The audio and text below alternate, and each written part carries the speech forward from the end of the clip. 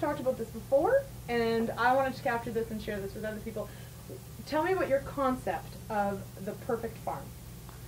You want me to talk about the perfect farm? If it exists, does it exist? Well, okay, let me talk about some principles first, and then maybe we'll go into talking specifics, because of course we want to know specifics. Right. But I would say, I don't think there is such a thing as a fixed, in one time, perfect farm. I think a perfect farm is going to continually evolve. It's always going to be evolving and changing, because we're always learning something new. And so then we're going to improve it continually. I don't think there's any end to that, so this farm would always change.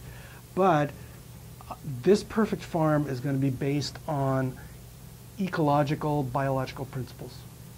So obviously the farmer is going to have to know about these principles and use those principles to design the farm. And so this farm is going to acknowledge all the cycles that are out there. There's a carbon cycle, there's the water cycle, there's mineral cycles. So your farm would capture the synergies of taking advantage of all of those cycles, right?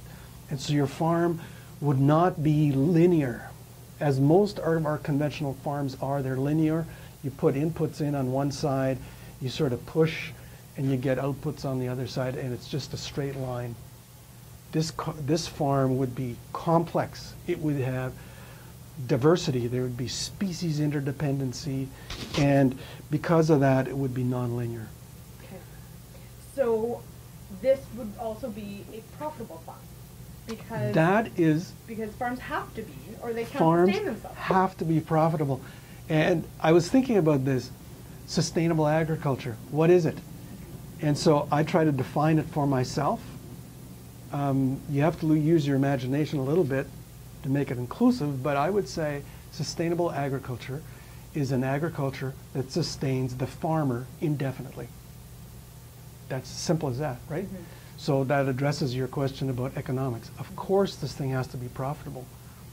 But I also think that a farmer is more than just themselves. They are part of a community. So obviously the farm, to be sustainable, is going to support a community. And because it goes on indefinitely, it obviously means it sustains the environment on which it's built. It doesn't draw it down or anything else.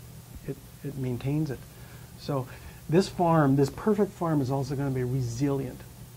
So that if there's a little too much water, if there's not enough water, the farm's going to be able to handle those kind of things. There's not going to be this huge collapse and rise in incomes. It's going to be a pretty nice, stable income. So now in my mind, this farm then is going to change. It's going to look different depending on where you farm and those sorts of things. But what might some of the components be of a perfect farm? Yep. Okay. So that sort of brings us to this more specifics. In my idea of a perfect farm, there would be both livestock and crops, because there are so many synergies between the two. Like in a strictly a crop farm, there's not enough nutrients, so we have to go buy nutrients. In a livestock farm, there's typically too many nutrients, and we're giving them away in the form of manure. We're trying to get rid of it. Put those two back together, and you have the synergies of having the nutrients available to grow the crops. Mm-hmm.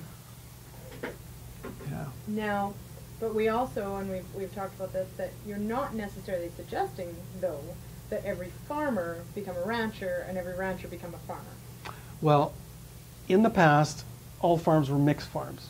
And unfortunately, through specialization of separating livestock and crop farms, we're used to being specialized. And I think it would be difficult to get farmers to become mixed farmers again. That they need to know so much about everything. They got to have lots of equipment and everything else. So what I would say rather is let's form mixed farms on a regional scale. Let's have business alliances between people. There are people that love to farm cattle. There are people that love to farm crops. So they can keep on doing that. They just form a business alliance, and the cattle graze the leftover stubble from the crops. The crop farmer puts in a little bit of perennial crops, pastures, intermixed with his annual crops. There's just so many benefits. We could go and list them if we wanted. Mm-hmm. Now, well, I think the place to start, as Gleesman has said in an article that I just read recently, he says there's sort of a couple of steps to a transition to a more sustainable agriculture. And the first step is just whatever you do it more efficiently. So if you're, for example, applying nitrogen fertilizer and you typically do it in the fall, well, switch to do it at seeding time. You gain 20% efficiency. Like, that's huge. And so you're gaining efficiencies like that. But then the next step in becoming more sustainable, to approach what I would consider my perfect farm, is to substitute inputs. So this is where, instead of buying nitrogen fertilizer, you grow some of your own fertilizer, or you use the manure from the livestock from a neighboring farm to put the nitrogen on your farm, because that way you're not buying new fertilizer, you're maybe using something that you can produce. But the third way of getting to the perfect farm is going to be a really hard work, and that's redesigning your whole system. And that's big work, and you just got to rethink the entire system. My perfect farm would have few purchased inputs. I'd be trading for them. I'd be producing them myself, a lot of them. Okay, thanks so much. Lots of stuff to think about. Yes, absolutely. Thank you for the opportunity.